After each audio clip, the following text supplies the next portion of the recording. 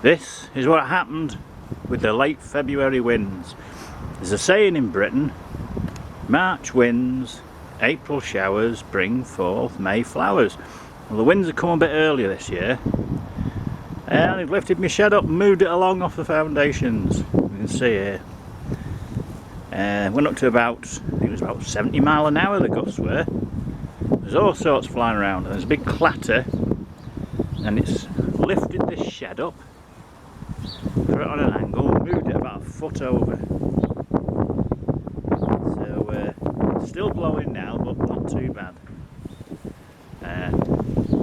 Roof's come off the garden shed there, so we've got to recover that and move that over.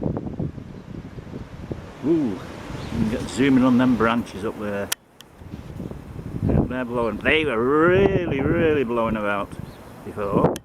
Still blowing about now. Ooh, yeah, definitely some windy weather. Bye for now.